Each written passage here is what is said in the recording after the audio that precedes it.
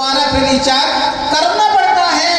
ऐसे ही एक शिष्य आता है जो क्या करता है, गुरु से नियम संयम धारण करके जाता है और कहता है गुरुदेव 1 साल का पूरा नियम पूर्ण कर लिया है, मुझे पुनः दूसरा नियम दीजिए, मुझे फिर पुनः रिचार्ज कर दीजिए, जिससे मैं संसार सागर में भटकूं नहीं। क्योंकि आजकल इतनी सारी चीजें हैं भटकने के लिए, हमको बहलाना फुसलाने के लिए, उनसे बचने के लिए हमें गुरु की आवश्यकता पड़ती है। क्योंकि गुरु क्या करते हैं, गुरु हमें पल पल, हर समय, हर क्षण संभालते रहते हैं। कहा भी गया है, गुरु कुमार शिष्य कुंभ है, धर धर काने खोट और भीतर हाथ पसार कर भारत बाहर मारा चोट। जो गुरु आपको डांटते हो उनसे नाराज नहीं होना। जो गुरु आपको डांटते हो, समझाते हो, उनसे नाराज नहीं होना। नहीं तो सोचो जब देखो तब डांटते रहते हैं। कभी कभी कोई मेरे पास आए तो कहते विजय सागर जी डांटते रहते, विजय सागर जी। हमने कि मैं डांट रहा हूँ कोई अच्छे काम के लिए तो डांट रहा हूँ। डांट किसमें लगाई जाती है, जिस बोतल में कुछ रखा हुआ होता है। खाली बोतल में कोई डांट लगाता है? बोलो, नहीं लगाता है। गुरु डांट रहे हैं, इसका मतलब हमारे अंदर कुछ न कुछ है, इसलिए गुरु हमें डांट रहे अपना समझकर। और जब गुरु डांटते हैं तो जैसे एक शिल्पीकार होता है, मूर्ति बनाने के लिए जो व्यक्ति पत्थर होता है उसको चोट मार मार कर उसको अलग कर देता है और सुंदर आकार दे देता है।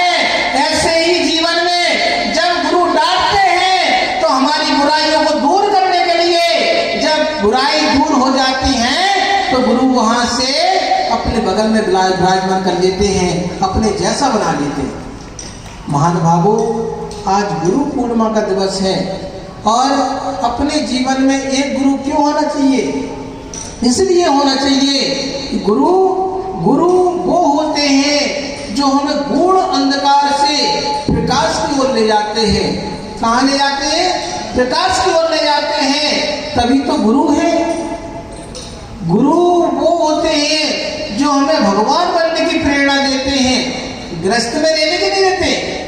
कभी आपने सुना है तीर्थंकर भगवान ने जब समोसण में पहला उपदेश दिया तो क्या दिया? मुनि बनो। जब मुनि नहीं बन पाते हो तो कह दिया श्रावक बन जाओ। और तीसरा कोई उपदेश नहीं होता है, ऐसे ही गुरु का भी उपदेश होता है। गुरु कहते हैं मुनि बनो, पिछी धारण करो, अपना कल्याण करो। अगर आप मुनि नहीं बन सकते हो, पिछी नहीं ले सकते हो, तो श्रावक बन के जैन दर्शन को अंगीकार करो। क्योंकि जो व्यक्ति श्रावक बन जाता है वो 3 गतियों से मुक्ति पा लेता है, नियम से स्वर्ग जाता है। और जो मुनि बन जाता है वो नियम से भविष्य में मोक्ष जाया करता है। महानुभावों, आज गुरु पूर्णिमा है तो मैं भी गुरु पूर्णिमा मना रहा हूँ। क्योंकि गुरु ने क्या कर दिया? अपने जैसा बना दिया। कहा जाता है खरबूजे को देखकर खरबूजा। तो देखो, हम तो गुरु के साथ कब से जुड़े हुए हैं, हमारे अंदर परिवर्तन क्यों नहीं आएगा? गुरु के साथ रहे, संगति की, तो मैं भी मुनि बन गया। क्योंकि आचार्य महाराज ने कहा है संगति सर्व आर्य। हमेशा आर्य पुरुषों की संगति करते रहोगे तो हमें उनके गुण की प्राप्ति होती है। इसलिए तो कहा है वंदे तद्गुण, और किसी के लिए नहीं कहा। मंदिर में भी जाते हैं तो भगवान के लिए कहते हैं वंदे तद्गुण लब्धये, कि भगवान आपके गुणों की प्राप्ति हो। सिद्ध चक्र महामंडल विधान चल रहा है, क्यों चल रहा है? इसी के लिए चल रहा है। रोज जाते हैं, अर्घ चढ़ाते हैं, कहते हैं वंदे तद्गुण लब्धये। जब हम ऐसी कामना करते हैं, ऐसे विचार करते हैं, उन विचारों को अंगीकार करते हैं, नियम से हम एक दिन परमात्मा बन जाते हैं। जब हम गुरु की संगति करते हैं और हमारे जीवन में परिवर्तन आना चालू हो जाए तो समझना हमारा गुरु पूर्णिमा मनाना सार्थक हो गया। इसलिए आज गुरु पूर्णिमा है तो मैं और आप अकेले नहीं, या मैं अकेला नहीं, हम और आप दोनों मिलकर क्या कर रहे हैं, गुरु का गुणगान कर रहे हैं, गुरु की पूजा की, गुरु की उपासना की, गुरु का गुणगान किया। इसलिए वंदे तद्गुण लब्धे, कहेंगे कि हे गुरुदेव आपने मुझे मुनि तो बना दिया, अब अहंत बनने की देर है, आप आशीर्वाद दीजिए, क्योंकि बिना आपके आशीर्वाद के कोई कार्य नहीं होता है। जब जब आशीर्वाद होता है तो वह आशीर्वाद हमें संबल प्रदान करता है और मैं साधना पर उतर आता हूँ, ये गुरु का ही उपकार है। ऐसी गुरु पूर्णिमा हम सभी लोग मनाएंगे। चलते हैं, बोलिए आचार्य बिहर सागर जी महाराज की। कि मत चाहो उसे इतना, नहीं तो बेवफा हो जाएगा। हम सब दरिया हैं, कि हम सब दरिया हैं और हम सबको अपना हुनर मालूम है। कदम बढ़ाने की देर है, रास्ता तो अपने आप हो जाएगा, रास्ता तो अपने आप हो जाएगा।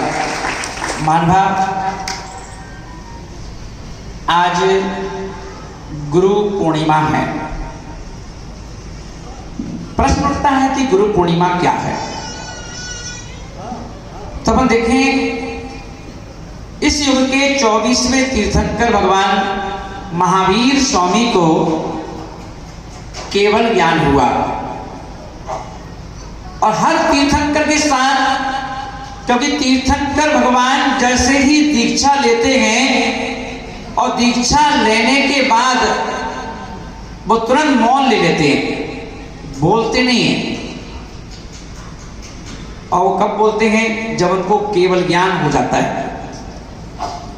तो भगवान महावीर स्वामी ने 30 वर्ष की उम्र में दीक्षा ले ली और 12 वर्ष मुनि अवस्था में मौन रूप में रह करके जब वह 42 वर्ष के हो गए तब उनको केवल ज्ञान हुआ।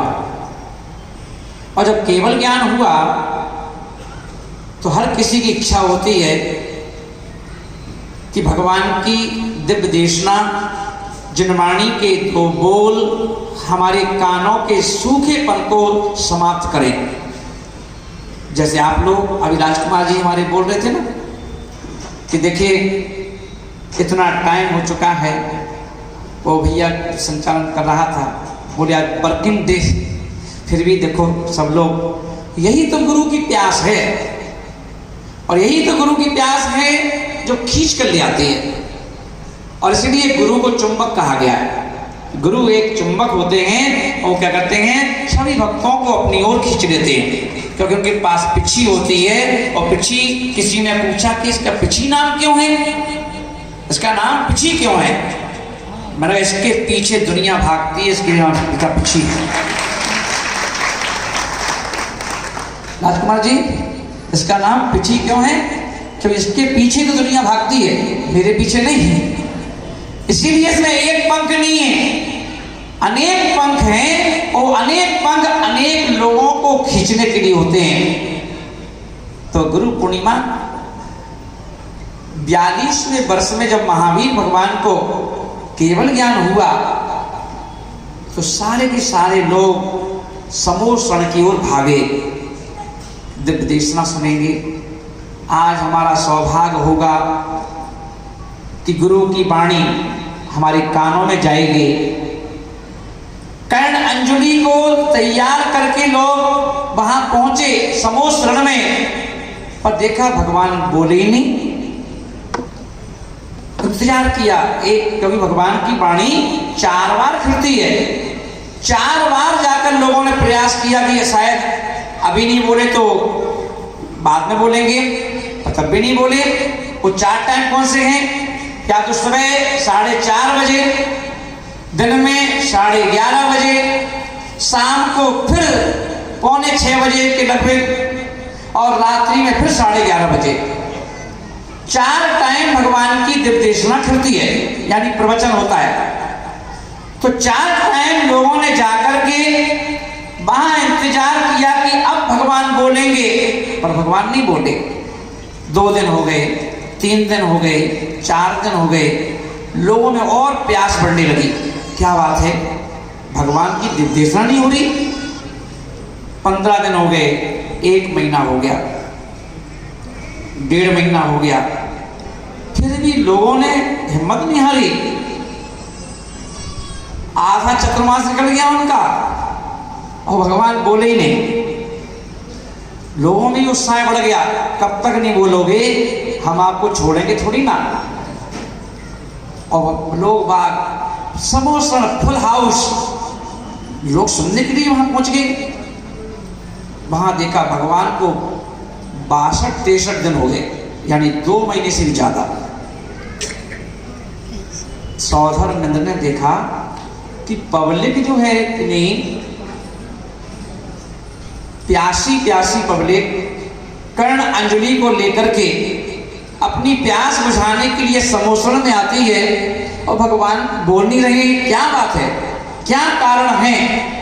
तो सौधर्म ने देखा कि समोसण में भीड़ तो बहुत है, पर उस भीड़ में भगवान की दिव्य देशना को झेलने वाला कोई नहीं। एक योग्य व्यक्ति चाहिए।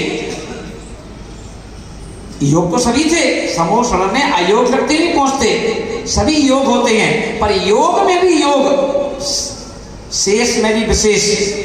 कोई ऐसा व्यक्ति हो, देखा कोई है नहीं, चलो ढूंढते हैं, अपनी प्रयास करते हैं, कोई ऐसा व्यक्ति ढूंढ के लाएं।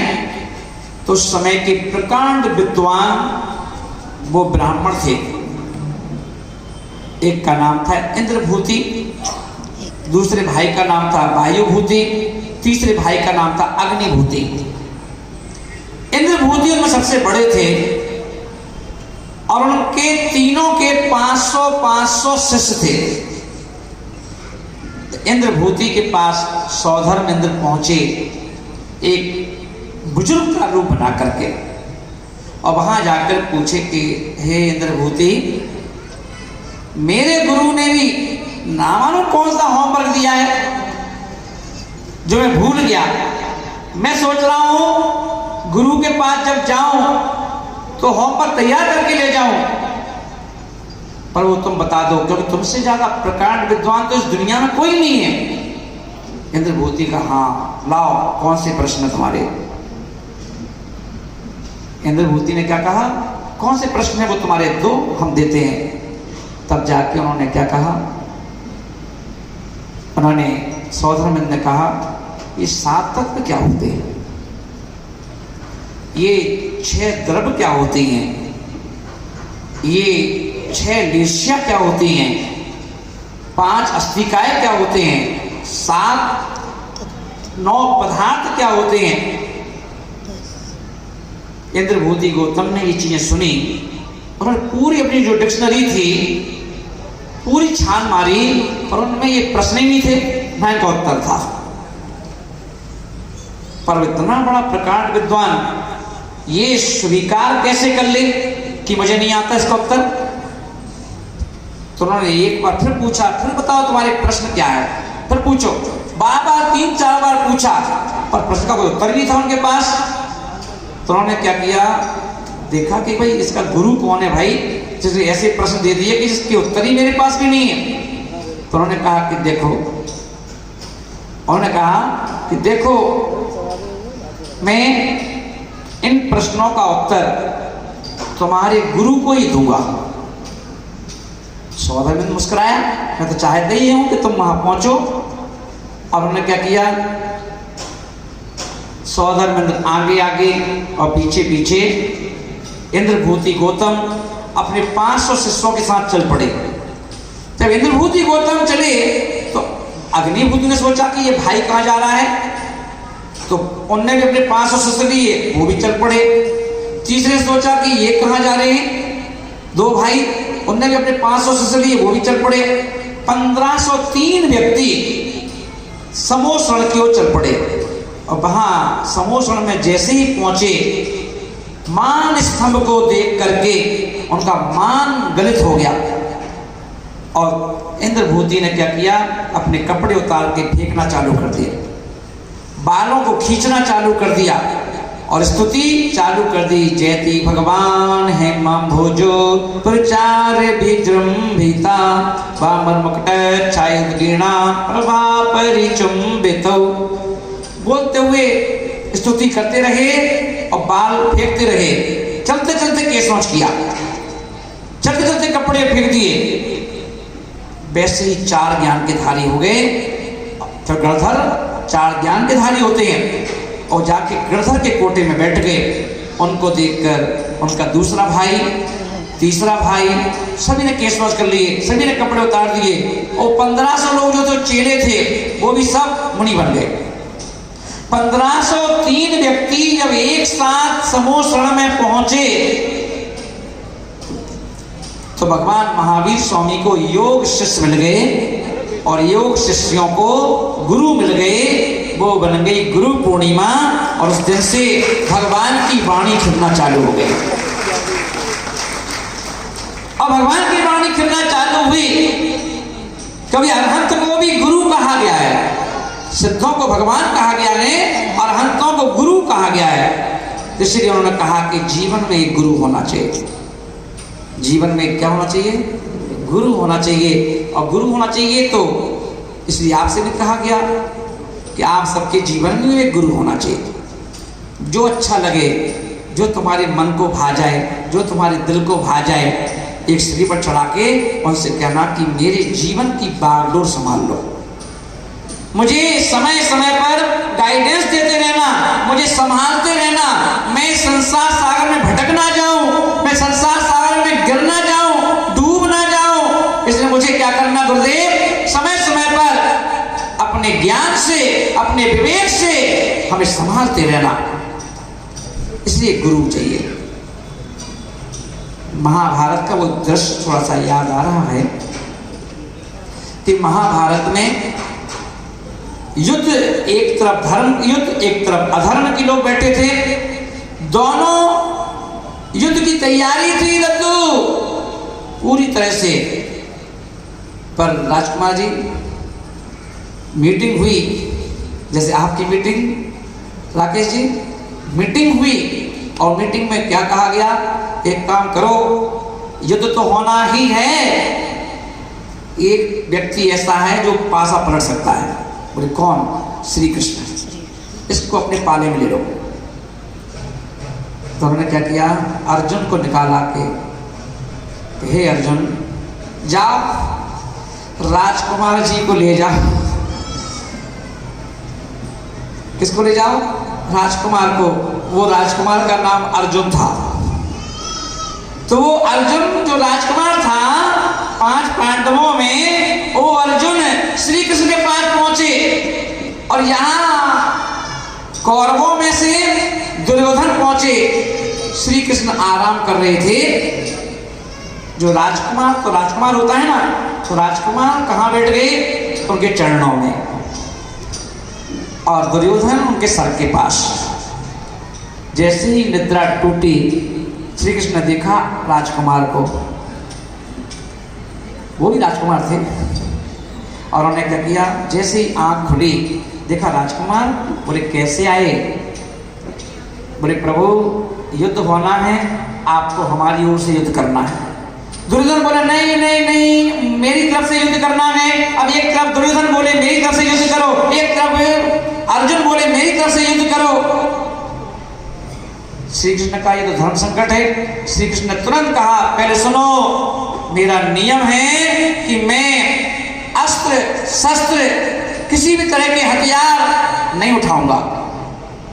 लड़ूंगा ही नहीं मैं किसी की तरफ से भी, ना पांडवों की तरफ से लड़ूंगा, ना कौरवों की तरफ से लड़ूंगा।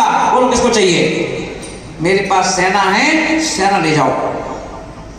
11 अक्षौणी सेना श्री कृष्ण के पास थी। दुर्योधन ने देखा, बुद्धि लगाई तुरंत। क्या बोले? जब कृष्ण लड़ेंगे ही नहीं तो कोई लेने से क्या फायदा? सेना ले लो। तो ठीक है मैं सेना दे दो, सेना दे दो। श्री कृष्ण का ले जाओ। 7 अक्षौणी सेना दे दी, 4 फिर भी बची थी। अर्जुन से कहा 4 अक्षौणी सेना है, ले लो सेना। बोले हमें सेना नहीं, हमें सेना नायक चाहिए। हमें क्या चाहिए? इंदौर की पूरी सेना नहीं चाहिए, हमें सेना नायक राजकुमार चाहिए। मैं भी अपनी बात करता चल रहा हूं। मैंने क्या किया? सेना सभी मंदिर की सेना है, सभी मंदिरों ने की इच्छा थी महाराज चतुर्मास यहीं कर लो, महाराज चतुर्मास यहीं कर लो, है ना। मैं सबकी सुन रहा था कि ठीक है ना। पर वहां अर्जुन ने श्री कृष्ण को चुना, मैंने राजकुमार को चुन लिया। तो मैंने कहा जिस राजकुमार के पीछे पूरी सेना है उसी को ले लो ना। तो अपन वहां पर श्री कृष्ण ने क्या किया, श्री कृष्ण ने, अर्जुन ने कहा कि हमें सेना नहीं चाहिए, हमें सेना नायक चाहिए, हमें साथी नहीं हमें सारथी चाहिए। बोले मैं लड़ूंगा नहीं, बोले मत लड़ना, आपका हाथ होना चाहिए। श्री कृष्ण का ठीक है, स्वीकृति दे दी। पर श्री कृष्ण ने, गुरु जो होते हैं ना, जब भी कोई गुरु होते हैं तो कहते हैं गुरु घंटाल होते हैं। वो क्या करते हैं, अपने लोगों को छेड़ते रहते हैं। जैसे मैं भी छेड़ता रहता हूँ राजकुमार जी को, राकेश जी को। उन्होंने भी, श्री कृष्ण भी छेड़ते थे राजकुमार जी। उन्होंने क्या किया, उन्होंने राजकुमार को छेड़ा श्री कृष्ण ने, जिसका नाम था अर्जुन। और उन्होंने कहा हे अर्जुन, हार तेरी निश्चित है। क्या बोल रहे, गुरु वो जीतने के लिए आए, गुरु कह रहे हार तेरी निश्चित है। बोले कि अर्जुन हार तेरी निश्चित है और मनवा होगा तेरा उदास। मक्खन मक्खन तो दुर्योधन ले गया, अब तो छाछ बची है तेरे पास। क्या बोले कि हार तेरी निश्चित है, मनवा होगा तेरा उदास। मक्खन मक्खन दुर्योधन ले गया, छाछ बची है तेरे पास। पर कहते हैं अगर वीर गुरु हो तो चेला भी वीर होता है। श्री कृष्ण वीर थे तो चेला अर्जुन भी तो वीर था। अर्जुन ने कहा ना ना ना तात मेरी सुनो। क्या बोले, हे तात मेरी सुनो। बोले सुनाओ। बोले जीत मेरी निश्चित है। क्या बोले राजकुमार जी, यही बोलना कि जीत मेरी निश्चित है, मन बाना होगा मेरा उदास। कि जीत मेरी निश्चित है, मन बाना होगा मेरा उदास। अरे मक्खन लेके क्या करूं जब मक्खन चोर है मेरे पास। मक्खन लेके क्या करूंगा, मक्खन चोर मेरे पास है। तो मान भाव अपन देखें, श्री कृष्ण ने अर्जुन के साथ थे। 20 दिन में पूरी महाभारत श्री कृष्ण ने जितवा दी और 5 पांडव विजेता विनर घोषित हो गए। अब महानुभाव, अब जीवन की महाभारत के लिए श्री कृष्ण बनकर के बेहद सागर जी महाराज इंदौर में पधार चुके हैं। और ये इंदौर का ये चातुर्मास, हे माताओं हे बहनों, हमें जागृत होना है इस चातुर्मास में। हे सभी मंडल के लोगों, मैं किसी भी मंदिर में चातुर्मास कर सकता था, पर मैंने कहा कि एक तीर ऐसा हो जिसमें सारे निशान एक साथ लग जाएं। मैंने कहा राजकुमार एक तीर पकड़ लो, एक तीर ऐसा पकड़ो जिसमें सारे मंडल कमंडल में आ गए। आगे छत्रपति भी आ गया, समोसन भी आ गया, अंजीर नगर भी आ गया, रामचंद्र नगर भी आ गया ना, और जो भी मैं अभी नाम याद नहीं हो पाए इंदौर के, सारे के सारे मंडल उसमें आ गए ना। जैसे संसद कहते, संसद, एक मोदी की संसद, एक राजकुमार जी की संसद, मैं संसद में शामिल हो जाऊं। तो इंदौर में एकता का बिगुल बजाना है। टोंगिया जी क्या ना, क्या करना है, कांच मंदिर, उस कांच मंदिर को हीरे का मंदिर बनाना है ना। तो इसे चातुर्मास में क्या करना है, सारे नगीने, सारे हीरे, सारे मोती, सारे पन्ने जो अलग अलग मोहल्ले में हैं, उन सब को इकट्ठा करके एक सुंदर हार बनाना है। और फिर हार, ऐसा हार कि जो पूरे इंदौर में त्योहार बना दे। तो ये ध्यान रखना, आजकल सबके पास बाबा है, सबके पास है बाबा, जिसका नाम है गूगल बाबा। लोग कहते महाराज जी हम लोग परेशान क्यों हैं? मैंने गूगल बाबा की मानोगे कैसे होगा, है ना? क्योंकि गूगल बाबा के पास बाहर का ज्ञान है, बाहर के रास्ते मालूम है। जीपीएस लगा दो, दुनिया में कहीं भी पहुंच जाओ, पर जीपीएस में मोक्ष मार्ग जाने का रास्ता नहीं है, अपनी आत्मा में जाने का रास्ता नहीं है। अगर अपनी आत्मा में कोई ले जा सकता है, अपने मोक्ष मार्ग पर कोई ले जा सकता है, तो वह गूगल बाबा नहीं, वो बेहस बाबा, बेहस बाबा लेकर चले गए। इसलिए महान भाव हम सब लोग मिलकर के, क्योंकि ये वर्ष 2550वां महावीर स्वामी का निर्वाण महोत्सव है। जब हम 25वीं एनिवर्सरी, 25वां बर्थडे विशेष रूप से मनाते हैं, तो राजकुमार जी इस बार मैं जितने भी मंदिर हैं सभी मंदिरों के अध्यक्षों से कहूंगा, सभी कमेटियों से कहूंगा कि इस बार जब हम अपनी एनिवर्सरी विशेष रूप से मनाते हैं टोंगिया जी, तो इस वर्ष की दीपावली जैसे हर साल मनाते हैं ना, ऐसे नहीं मनना चाहिए। हर साल अच्छी मनाते हो, पर इस बार विशेष से भी विशेष बनना चाहिए। राजकुमार जी कैसे बनना चाहिए? विशेष में विशेष बनना चाहिए, है ना? महान भाव जिस दिन चतुर्मास हो रहा है, तो महान भाव आज हमारे नसिया की कमेटी कहाँ है? कहाँ है नसिया वाले भैया? हाँ कमल जी, और कहाँ गए योगेंद्र? यही सब? अच्छा हाँ, ये नसिया वालों के लिए एक बार जोरदार ताली बजाओ। कोई बोला कि महाराज जी नसिया जी में चातुर्मास क्यों कर रहे हो? मैंने कहा कि सारे मंदिरों की कमेटियां और पूरी समाज जहां पर आएगी, इतनी बड़ी जगह चाहिए। मैंने कहा नसिया अच्छा है, नसिया में कर दो। नसिया में हम सबके साथ बैठ सकते हैं ना, सबके साथ उठ सकते हैं, और जब कोई समाज कहेगी तो यहाँ चले जाएंगे, वापस आ जाएंगे। तो महान भाव ये नसिया की कमेटी के लिए बार हिम्मत देने की वाली ताली बजाओ,